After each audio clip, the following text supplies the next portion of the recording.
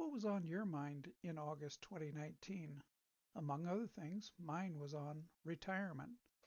I was approached by the Eastern Ontario and Nunavut District of the Pentecostal Assemblies of Canada, with whom I hold my ordination credentials.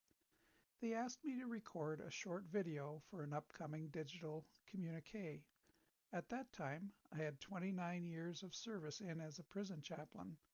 They wanted me to reflect on my plans for after retirement, which was tentatively set for March the next year. Here is the video I sent in on August 23rd, 2019.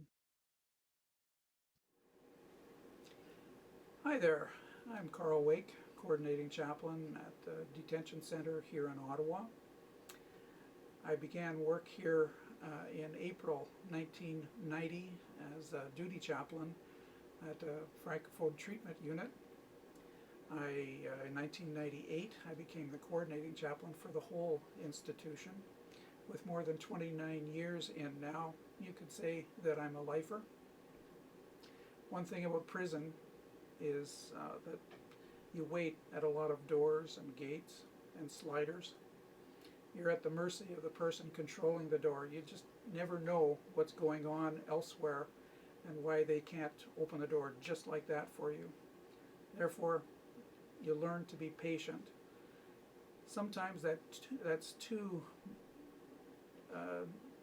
it's too inbred in you because when I came out of a morning meeting once and I had lots on my mind, and I stood at a glass door just near my office, and I waited for the door to open. And after a long time, a colleague looked through the window at me and questioned, "What are you doing, Carl?" And then it hit me. My head was in the clouds, and I felt, I'd just been here too long. Yep, you learn that you wait at doors, and I just was thinking about that. When the door opens, you raise your hand, and you're thanking the correctional officer for opening the door for you. Well, again, I know that I've been here too long because a giant tiger one afternoon stepped on the door to go out, or stepped on the pad by the door, and the door opens, and immediately my hand goes up, and I go, oh boy. As you wait at doors, you're joined by others. Being good at small talk and having a sense of humor really helps you through these times. Of late, I've noticed that conversations seem to turn to questions about retirement, and specifically my retirement.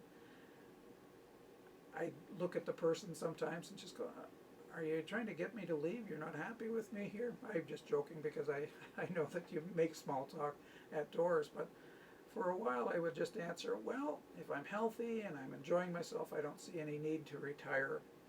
I look forward to each day that I come here. I enjoy it. I enjoy the times with the inmates and the staff, the management. I've got an incredible group of volunteers and professional visitors that help. Great memories. There are also memories of bad times, rough times. And you weigh those and wonder, when would enough bad times outweigh the good times, and it's time to go. I don't know. Am I ready to leave? Now I just say, well, I want to put in 30 years, and so that'll be April 2020. After that, who knows? I am haunted by the memories of standing at doors with inmates that are in incredible need, and their tears are just flowing and they're crying out for help. And how can you leave that? It's a tough thing.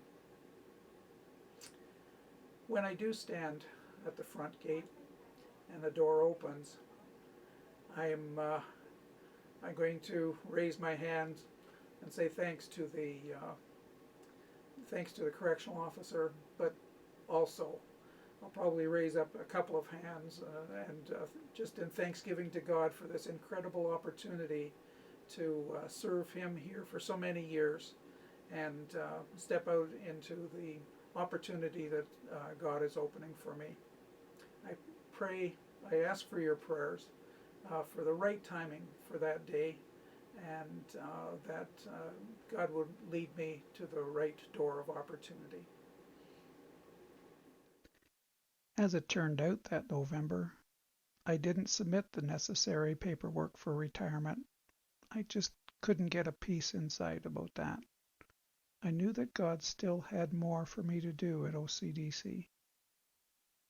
As March 2020 began and COVID-19 struck, I knew why God wanted me to stay on a little bit longer. All volunteers and professional visitors were not allowed in, and programming stopped. Had I retired, there wouldn't have been anyone there to coordinate spiritual and religious care for the inmates and staff. I didn't miss a day of work due to COVID. I was able to carry on ministry one-to-one, despite the restrictions and physical distancing. When I did retire on March 31st, 2021, the pandemic was in a lull, and a new coordinating chaplain was in place by September of that year. It was pouring rain the day I started back in April 2nd, 1990, and it was pouring rain on my last day.